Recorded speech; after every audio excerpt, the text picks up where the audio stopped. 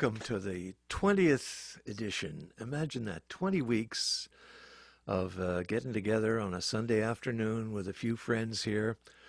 And the idea was to do it in the backyard, but I did it a couple of times. And, well, first of all, we get better sound when I'm here in the studio. But beyond that, it was kind of noisy out there. I got a big air conditioner. Air conditioners on both sides of me now. And there was a lot of kids last time. I thought that lent a little character to the whole thing. But anyway, we're in the basement now and having a coffee. I hope you're sitting back enjoying your coffee. And, you know, I've got this one. I wonder if I'm even going to be able to see comments. Look at that. I can see already Gary and Willie watching with me. So I'll try to keep you all and more to come entertained. It's like I said, it's the jazzy edition because after a year, more than a year, trying to learn a jazz standard called Everything Happens to Me. First time I heard this tune, I said, that's me, that's my story. And I really wanted to learn it, but it had a million chords, and I was even, with the help of Google and YouTube and everything, struggling with it. And I tell you, it was a challenge. But wait a minute, let me stick with the program and play you my closest thing I wrote to a jazz tune, and I can call it a jazz tune because now I've got gaffer tape all over my hands. I can call it a jazz tune because it got played a lot on Jazz FM. So if they're playing it, I'm calling it jazz. And it's a song from my Overqualified for the Blues album.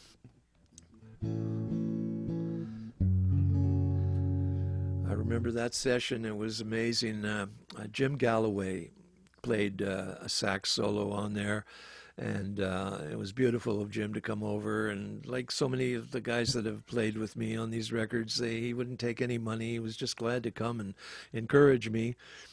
But somebody we did pay, and it was worth every penny, was the legendary Richard Bell. And I had never met Richard Bell, and it was the producer, Baxter, that made the connection and said he would be perfect for these tunes. And Richard came over, and it was a great adventure having him there, a learning experience for me.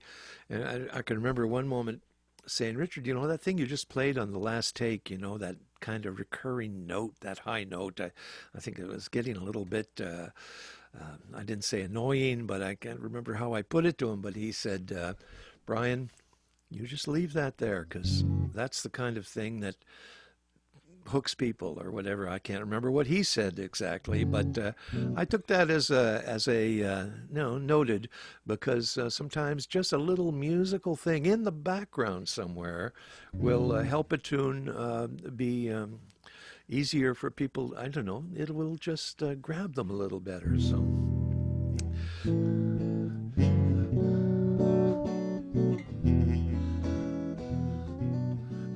the other thing that happened with Richard Bell is he did an amazing organ solo, and he was all over, and it was like outrageous, you know. And at the end of it, I said, Richard, that was just amazing, you know.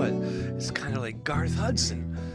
And he went back out and did another take, and it was nothing at all like that. It was a response to that.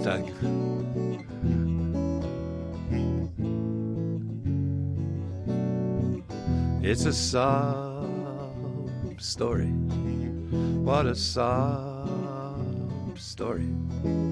Just a sob story about a girl and a car, driven to distraction. I don't know where to turn. Going round in circles. When will I ever learn? Don't ask me why I make the same mistakes again and again and again.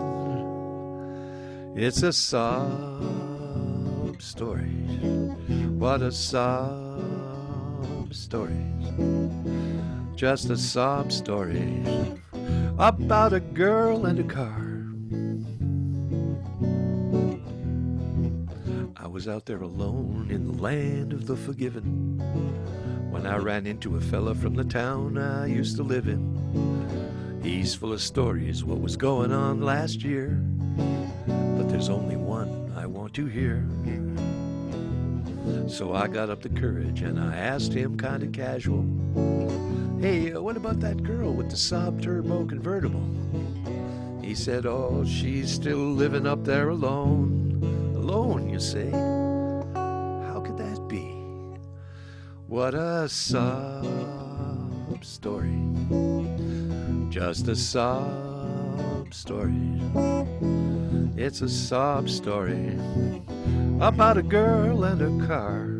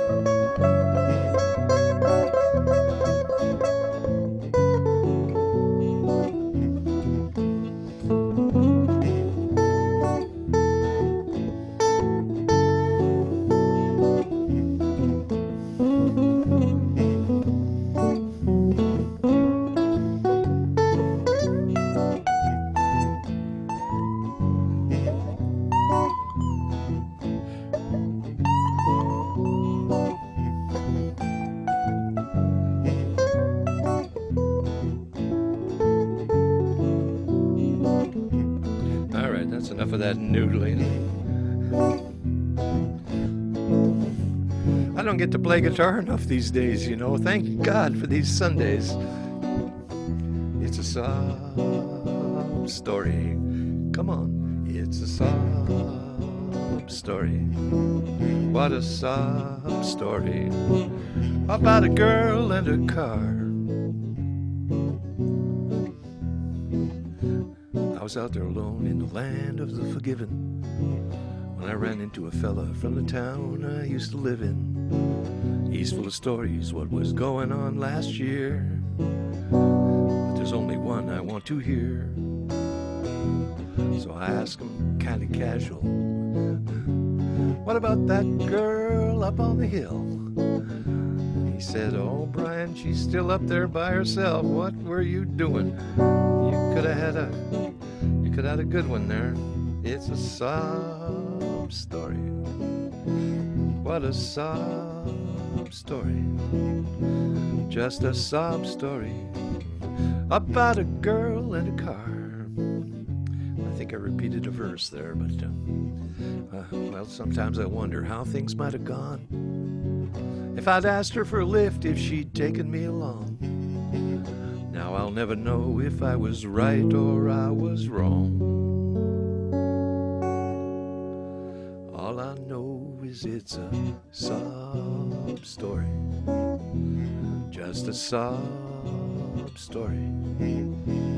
That's a sob story about a girl and a car. Sob story about a girl and a car. Sob story about a girl and a car. Sob story about a girl and a car. Sob story.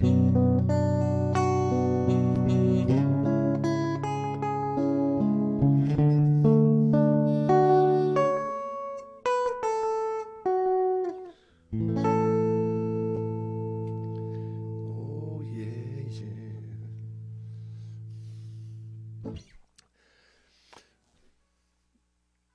Whoops, turn off that sound. Well, I think sound is working. There's some kind of video, although I've managed to obstruct one of the lights I had there. Gee, I a light set up, and well, I hope you can see me. I hope you can hear me. And here's the tune I'm trying to learn. Oh God, I'll bring up the lyrics here. But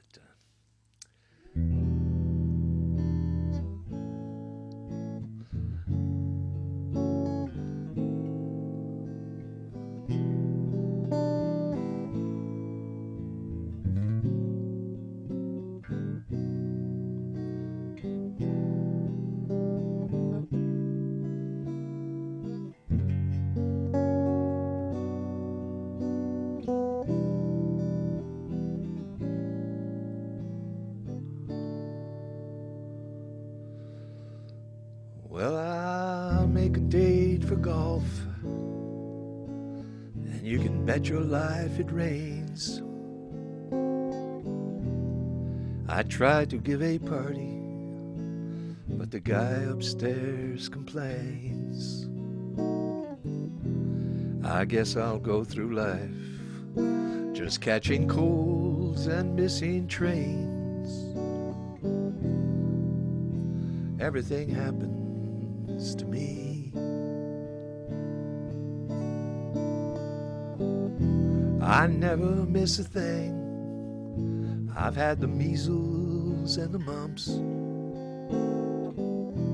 and every time I play an ace, my partner always trumps. I guess I'm just a fool who never looks before he jumps.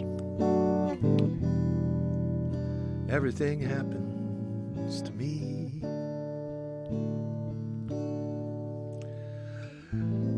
At first my heart thought you could break this jinx for me, that love would turn the trick to end despair.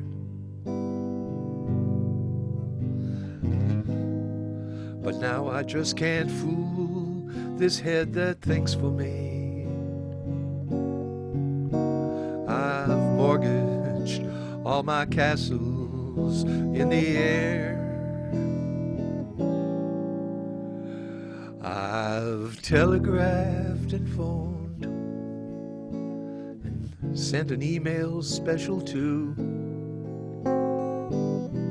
Your answer was goodbye, and there was even postage due. I fell in love just once, and then it had to be with you. Everything happens to me. I said everything happens to me.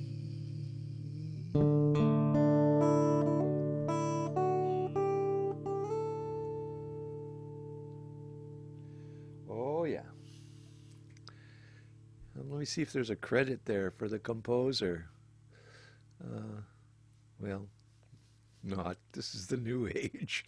Music is just out there, and people are grabbing it as they can. And welcome to my music. And you know, I wanted to take a moment to say thank you to all the people that have been contributing all along for 20 Blaincasts. And, you know, I've been watching all of these streaming events, and they just keep getting better and bumping into each other now. I mean, just last night I was bouncing from Ronnie Earl to the Blue Skies Festival, a beautiful festival that happens every year, and everybody is always talking about it. And I never got to go to Blue Skies, but this time I was at the virtual Blue Skies, and I know Magoo, and he was such a fabulous host, and they had people like David Francie and the Jerry Cans, and the night before that there was something put on in Ottawa that was part of the National Arts Centre's streaming initiative. It had, oh gosh, Tara Lightfoot played.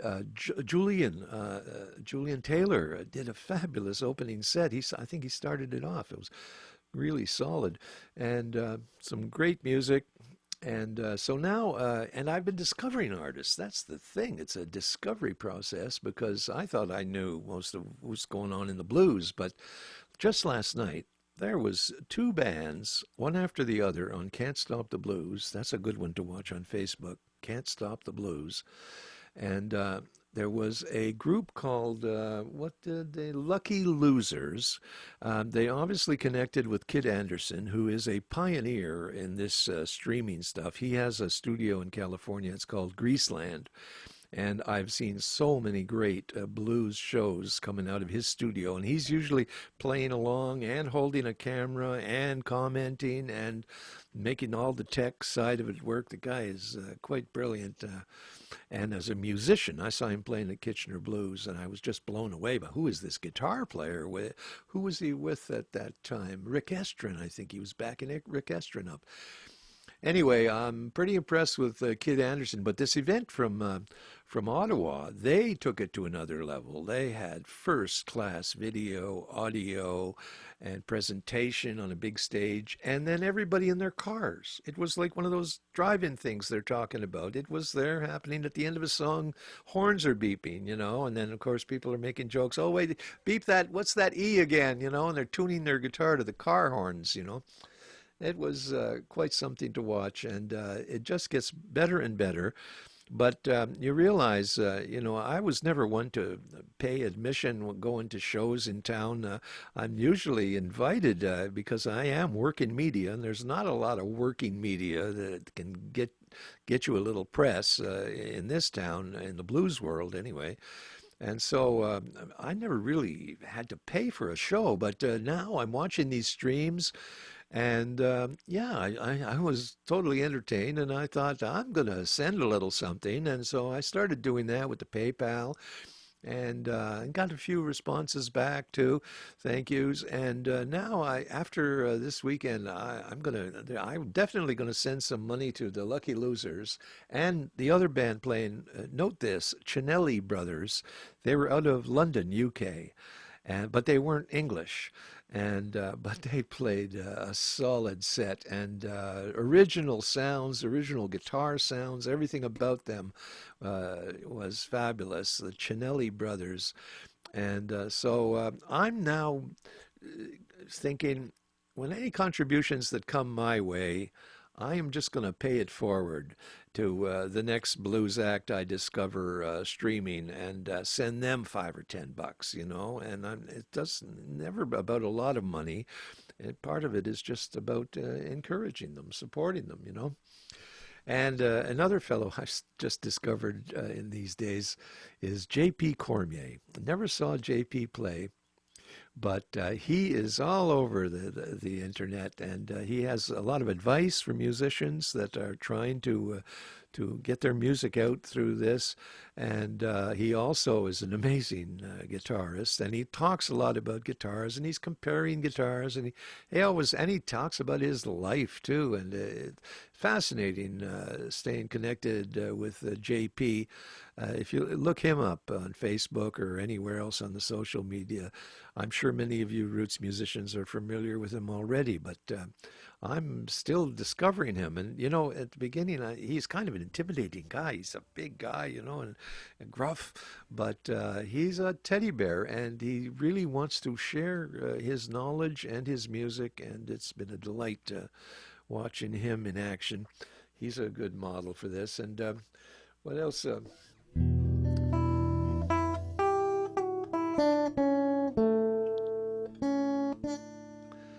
So that's probably the first time I got through that song without having to fumble some chord or other. I'm pretty impressed with myself. Good for you, Brian. Pat on the back there. Learning jazz. Although, like I said, that song has 20 more chords than the ones I played. But thank you to Alan Fraser, who helped to dumb it down a little bit for me. Thanks, Big Al, out there in Nova Scotia. And hello to anybody else that ends up watching this, whether you're with me now or are you? Oh, Tim. Hello, Tim. And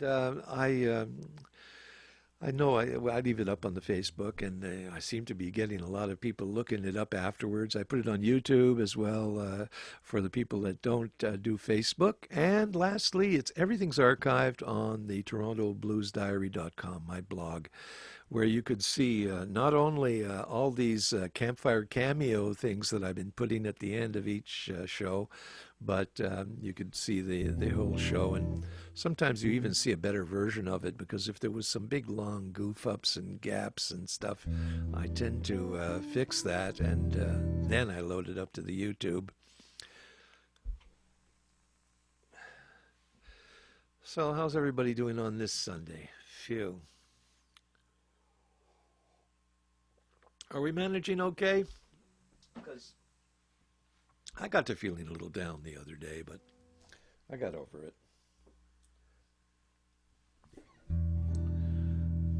And I remembered this old tune, which I guess it's a blues tune, really. Maybe even Willie Dixon wrote it, but I first heard it, and I loved Mose Allison's version of it. And Mose is one of those blues/jazz, like he could do it all. He's an amazing piano player, and the tunes he was writing had more than 3 chords too. But this one doesn't. But he loved this one, and let's see if I can get a little bluesy. I have to cover a little bit of blues here. Well, in fact, before that song, let me do my PSA for the Toronto Blues Society.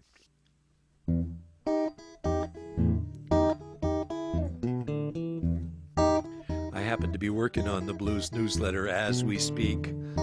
People are sending me in corrections on the last proof. It'll be online in a couple of days, and check it out, because it's a great story on Bobby Dean Blackburn. If you don't know about him, he's a real pioneer on the R&B scene. And there's an excerpt from the biography of Levon Helm. That's a fascinating story, Levon coming. The biggest problem they had with Levon Helm when he got to Toronto was he looked so young that everybody, the booking agents, the band members, everybody worried about Levon getting them all busted, because he looked about 15, and he was 17. He was still illegal, I guess, technically. They were pretty happy when he grew his hair and he had longer hair in it. Anyway, read those stories at TorontoBluesSociety.com. Check it out. In the next couple of days, it'll be online. I got a gun to my head, a deadline riding my ass. Everybody's expecting, I tell them yes, yes, yes. Please don't think I'm complaining, it's the life I choose. And life wouldn't be so sweet without the maple blues.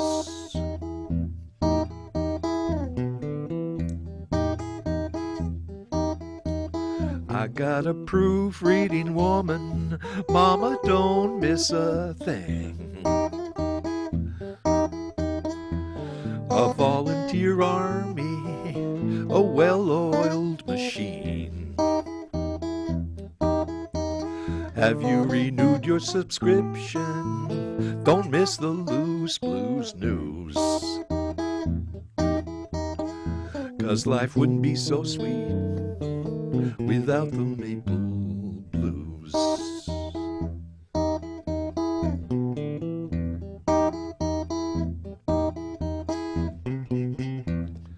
Just got distracted from a note from my son who's out camping. I get a call in the morning from a blues musician down east. He wants to be on the cover. He wants a 1,000-word piece. Well, let me talk to the tall guy. Is there a pick we can use? 'Cause life wouldn't be so sweet without the maple blues. I said life wouldn't be so sweet without the maple blues.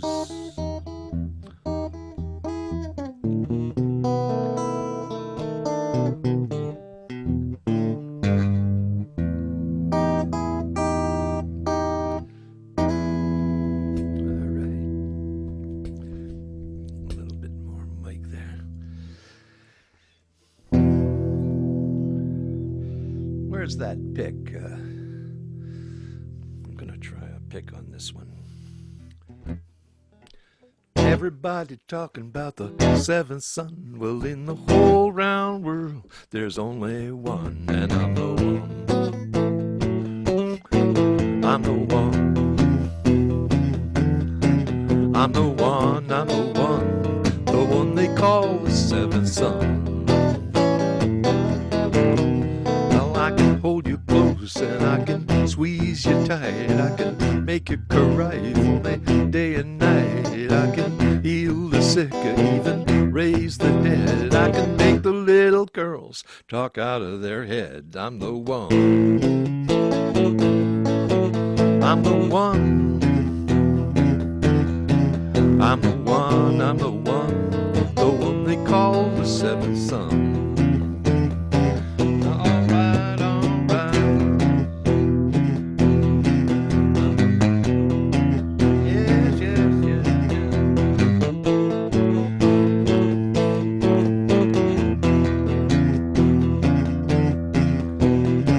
So it's not jazz, I lied. But I need to play a little guitar and get a workout.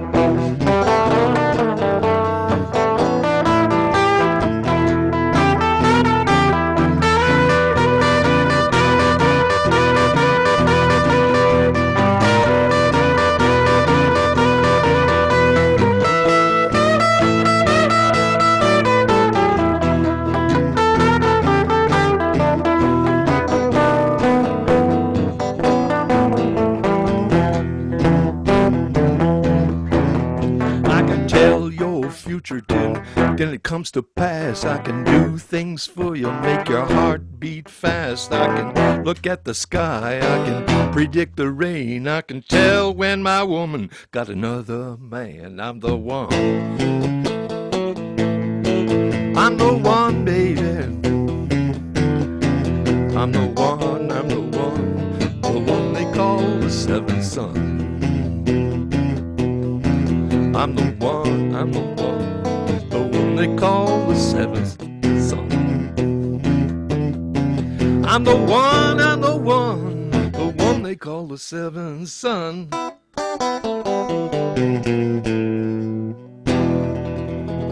yeah, yeah,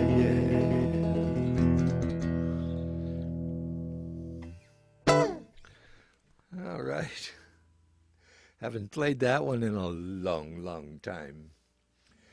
But getting back to jazz, getting back into our laid-back space here on a Sunday afternoon. I can remember, well, I've been reminiscing a lot about all the different playing opportunities I've had and the wonderful people I've had a chance to play with. And if you go up on the YouTube channel, you'll see that YouTube, if you search for me on YouTube, you'll see a lot of clips. And one of the ones that pops up right away is because it's one of the earliest ones I ever put up, and so it's accumulated the most plays. And I guess that's how YouTube will display your videos, is the most popular ones come up first. And there's a great one there with Brian and the Blainettes, and what a great session that was. We had played at the Toronto Jazz Festival, And I had Colleen Allen and Carrie Chestnut on saxophones. And we did a lot of gigs together. Sometimes it wasn't the two of them. I had Allison Young played, and I had a few other subs there, but I always had my Blaincast horns. I loved that. But I can remember one time we were doing a gig, and it was down at the Palais Royal, a really classy gig and a beautiful event. What a space. Wonder how they're doing. And they had a huge patio, and we were playing out on the patio, and I said, Colleen, maybe you must know a blues standard, call something, and we'll play an instrumental blues tune. And she said, well, do you know Wonderful World? And I said, oh, yeah, sure. Like, I was sure I knew it. I never played it, but I thought I've heard it a million times. I can play that song. I see trees of green.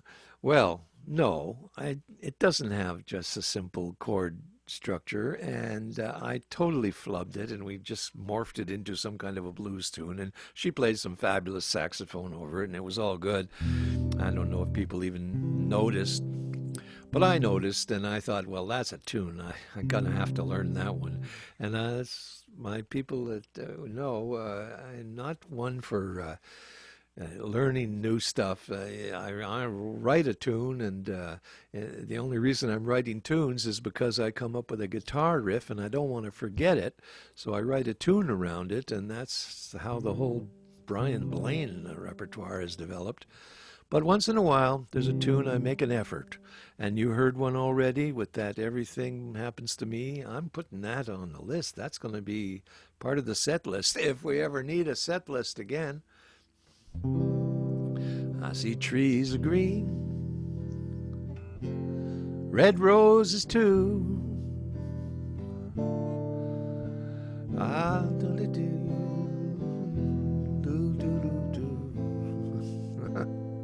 Let me try it again.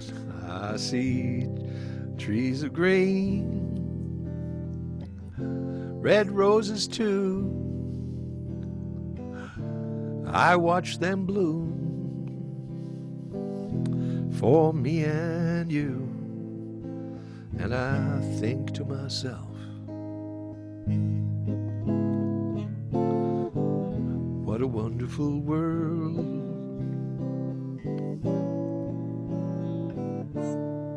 I told you there's a lot of chords. I see skies of blue, clouds of white, the bright precious day, the dark sacred night, and I think to myself, what a wonderful world.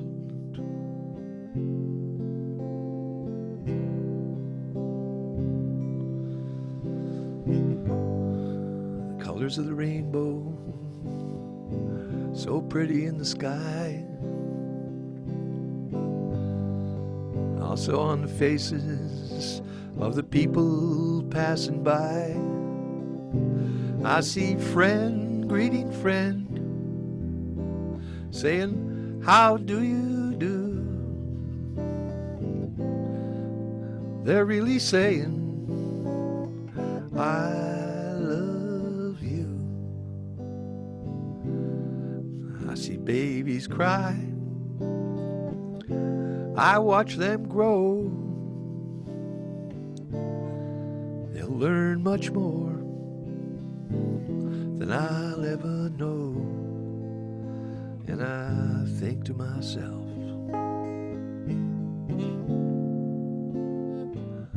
what a wonderful world.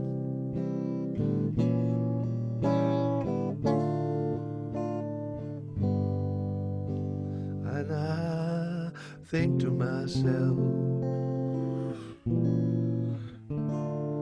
what a wonderful world.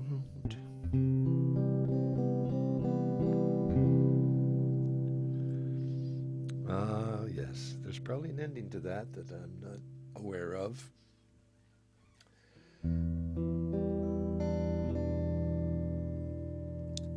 What else we got for you? Well, a little update on the CD recording. For those that have been following this, and I've got a lot of people that contributed, and the artwork is underway, the mastering is underway, and soon the presses will be rolling, as it were, and we're going to have some CDs out in the mail. Well, by the end of the month, let's say. Oh, well, no, it'll probably go into September. But we'll get those CDs out there to you, and thank you for buying one in advance. And it's not too late I'm going to put it up on the Bandcamp site where you can buy the single right now. And here, we'll do it this way. I don't have the album up for a pre-sale on Bandcamp, but if you go up and you buy the single and you select $20 instead of $1, then I'll know that you want the album, and you'll indicate that's where you can choose whether, I guess, you get a digital version or a physical version. But either way, please go up to brianblaine.bandcamp.com. You can hear the Water Song, which was the first single. It kind of didn't really get a lot of traction because it was all about a crisis that was more apparent on the other side of the planet than in our face, the way the COVID crisis has struck us. And so the water crisis didn't seem to have that kind of urgency, but I was feeling it, as I did a little research, and I wrote this tune, and all the people that participated, we gave it a nice Afro vibe. We got Harry Manx is playing some Vina on it, and Sadio Sissoko played Cora, so it has a real different feel than your usual Brian Blaine fare.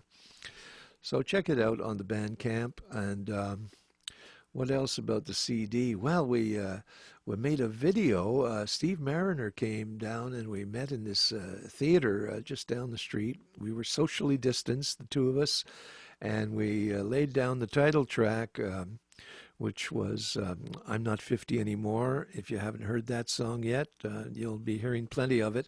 We did a really crackerjack video of it. I'm really pleased with that. And as soon as we've got the song up available, I'm going to have a premiere of the video. And there will be some kind of online CD premiere event as well, courtesy of the TBS. And I'm going to try to get this out there as much as I can. It's the only way you can get your music out is to get people to engage online. But, I had to share this with you. Did I bring that thing I got? Is this? Look at the titles we went through for this CD. The first thing I wanted to call it was Gone Topical, because all these tunes kind of have a topical angle, I thought, and so Gone Topical. And I actually designed a CD cover, which, me with a Hawaiian shirt and palm trees in the background, and it was like Gone Tropical versus Gone Topical. I thought it was kind of cute. No, that did not pass muster with the marketing team.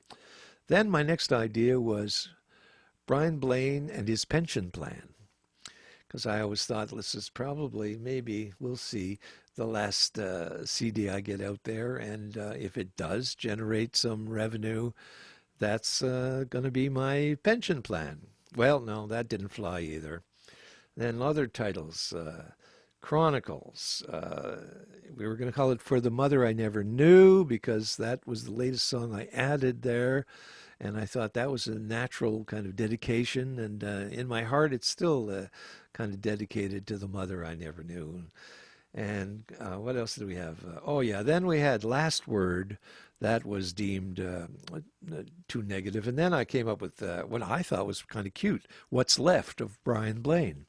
Because this really was the last batch of tunes I had written, and I'm not sure that I was going to write more. But now, as it turns out, I have. So that bit the dust. What's Left? I like that, though. That has a nice angle to it.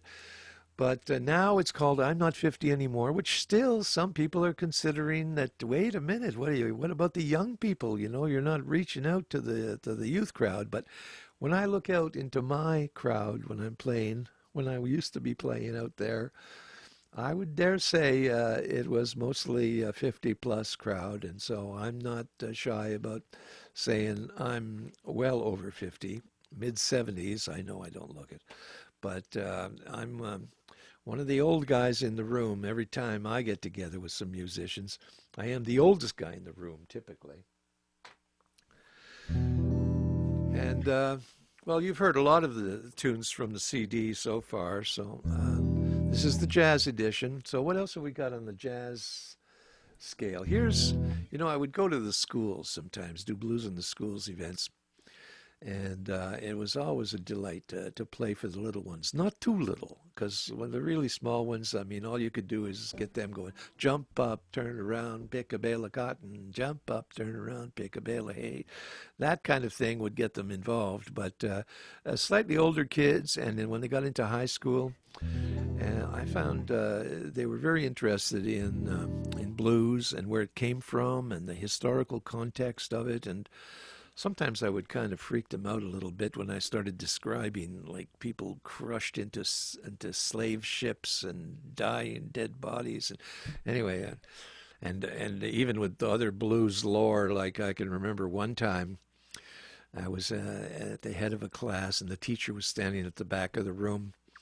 And I start telling these kids of the legend of Robert Johnson, you know, and I said, well, he was a pretty good guitar player, but then he went to the crossroads, and at the crossroads he met the devil, and the devil took his guitar and tuned it for him, and he said, okay, now you will be the greatest guitar player ever, but in exchange for that, you have to give me your soul.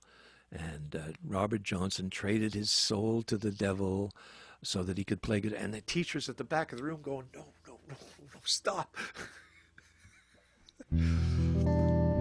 So I didn't use that in my school routine anymore after that. But I would tell them about this song. I said, you know, blues was being transmitted and just by word of mouth and by people teaching the song to each other until one guy came along who could actually write music and who was connected with a publishing company. If he didn't start it himself, I don't know. His name was W.C. Handy. And he heard a blues guy playing in a train station. And the story is he went back home, and I think that's not this tune. That was the first blues tune that he notated and published, I believe is called Memphis Blues, and that's the one that was inspired by that fellow playing slide guitar with a butter knife on his guitar. But then this one came along, and this became kind of a hit, and so it became... everybody had a piano in their house, and now on their piano, everybody had the music for the St. Louis Blues. I hate to see the evening sun go down.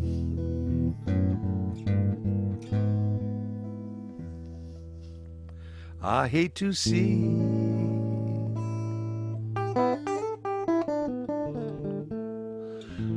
I hate to see the evening sun go down.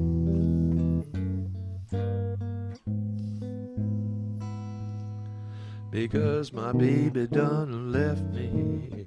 She done left this town. Feeling tomorrow like I feel today. Feeling tomorrow like I feel today. I'm gonna climb aboard some old freight train and make my getaway. St. Louis woman with her diamond ring, She pulls that man around by her apron string. If it weren't for the powder and the store-bought hair, well, the woman I love, she would not go nowhere, nowhere. I got the St. Louis blues, just as blue as I can be. That woman got a heart like a rock down in the sea, or else she wouldn't have gone so far from me.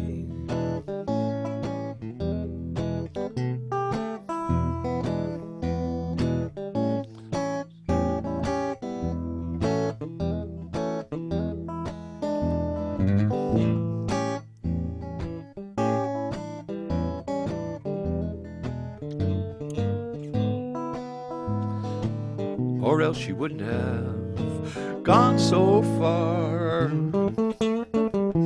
She wouldn't have gone so far from me.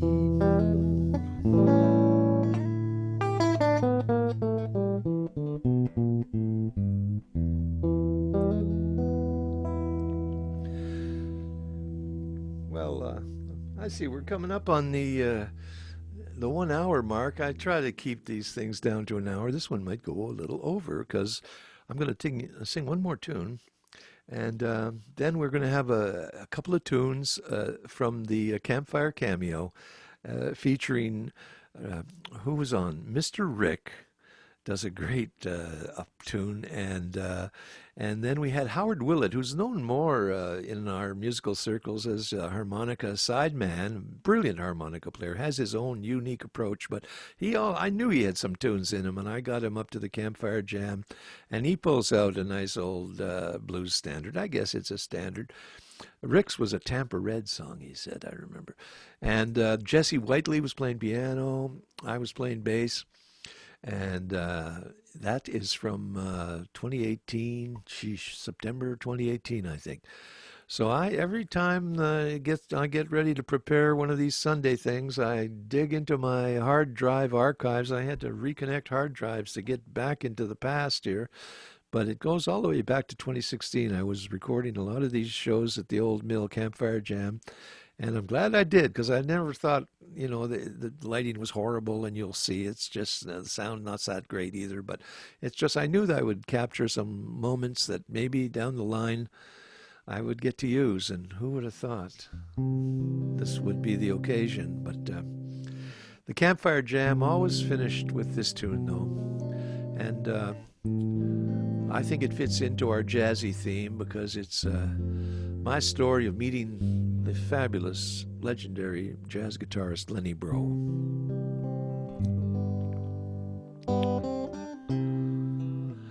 Last time I saw Lenny, we were driving in a Winnipeg rain. He's gonna play at some park concert, but first a stop at Long and McQuaid. We got rained out, the concert canceled. So we went up to Dick and Sandy's to jam. How Winnipeg loved Lenny. He was their music man. But then he moved to Nashville. And later on, L.A. Breaking into the big time and making him a name. The sound of his harmonics would make the most bitter picker smile. And when he died, we lost his presence. But there'll always be a Lenny Bro style.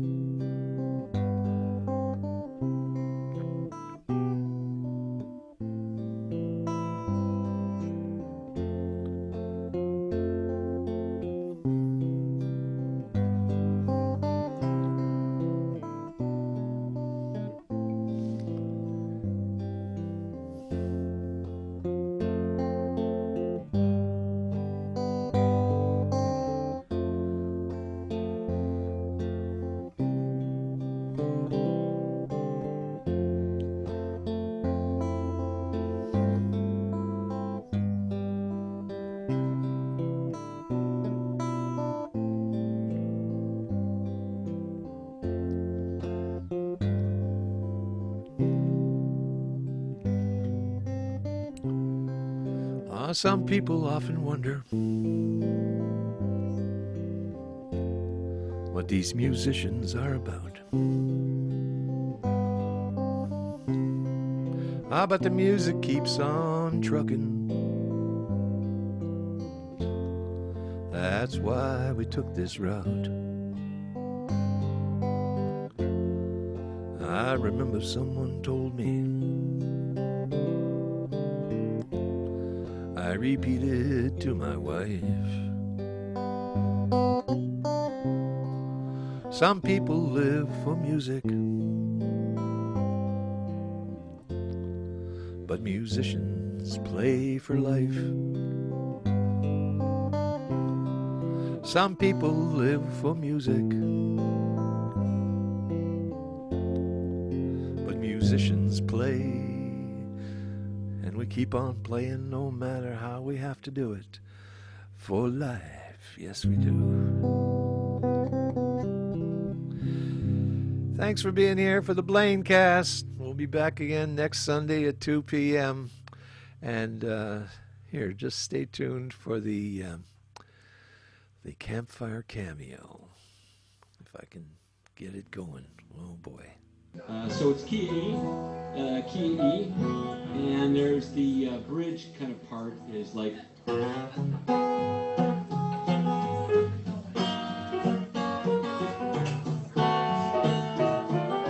And it's a 1-5 kind of.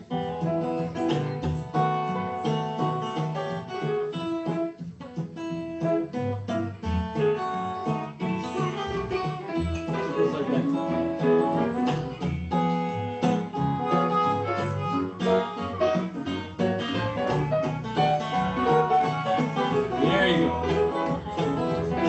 Well, mama don't allow no easy riders here.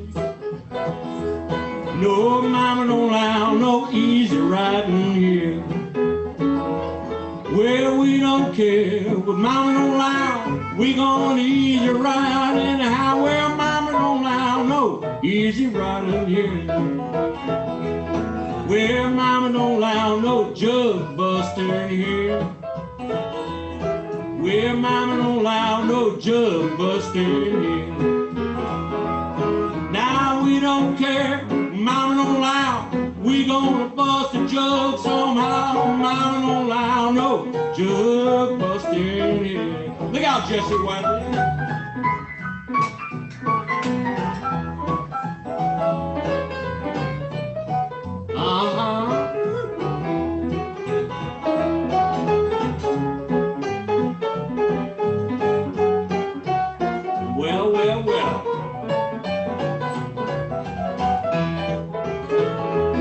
Well, mama don't allow no cow in here. Now, mama don't allow no cow in here. Now, we don't care what mama don't allow. We gonna do some of that cow anyhow. Mama don't allow no cow in here. Look out, Mr. Willett. Yeah.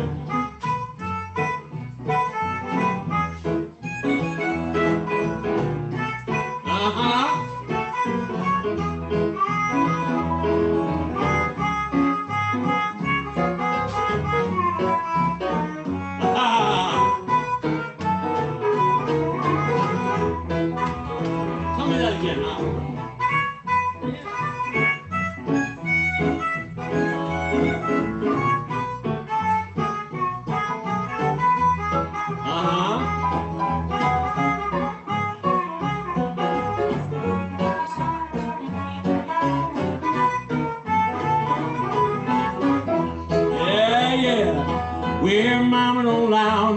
easy riders here. Now mama don't allow no easy riders here. We don't care what mama don't allow. We gonna do some easy riding in the high air. Mama don't allow no easy riders here. Now mama don't allow no easy riding here. Said mama don't allow no easy riders here.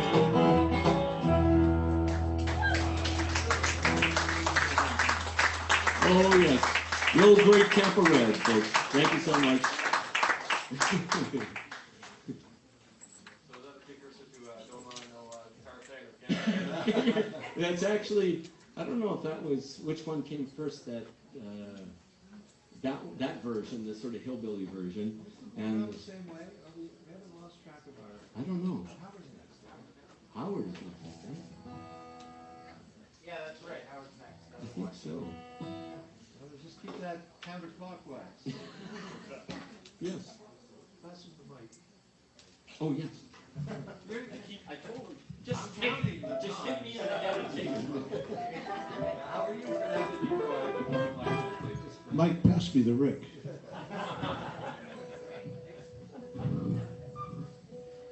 Well, this is going to be I'll have to hum it. So it's called Cold-Hearted Woman. Okay. And it's like it's a key of D.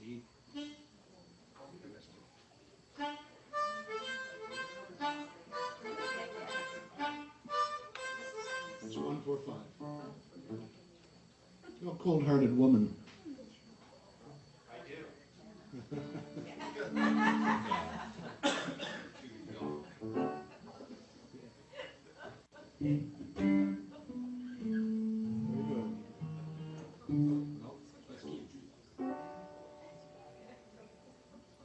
It's like it's not a swing tune. It's a tone. Not much of a...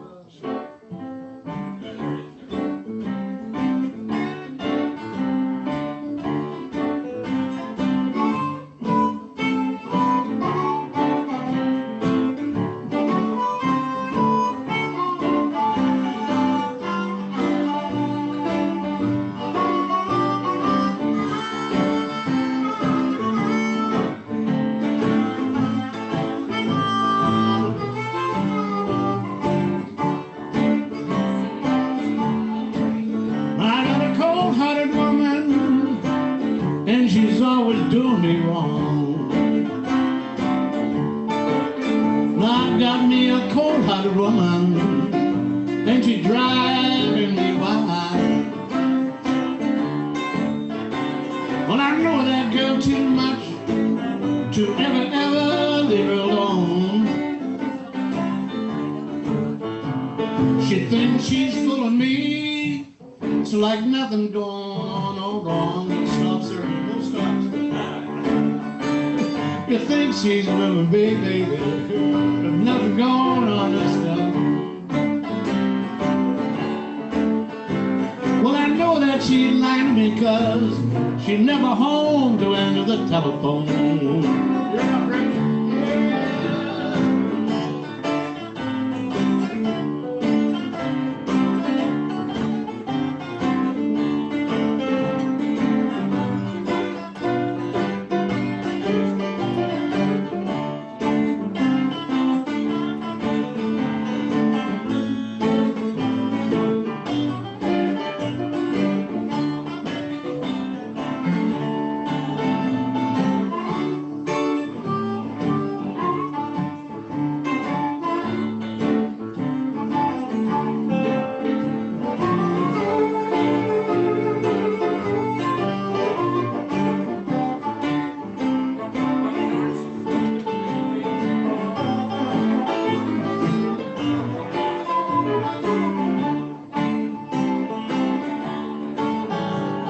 Somebody tell me how to get this woman off my mind.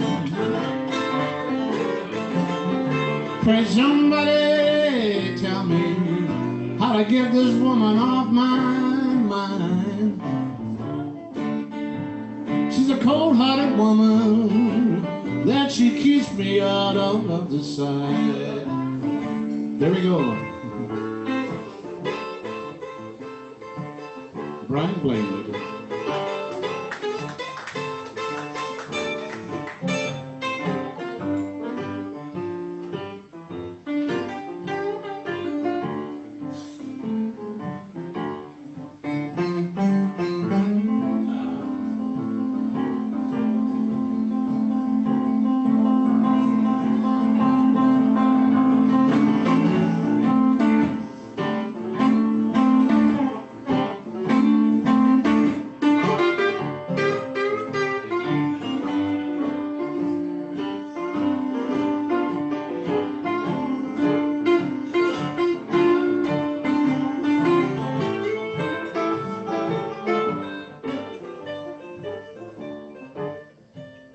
Over to Jesse.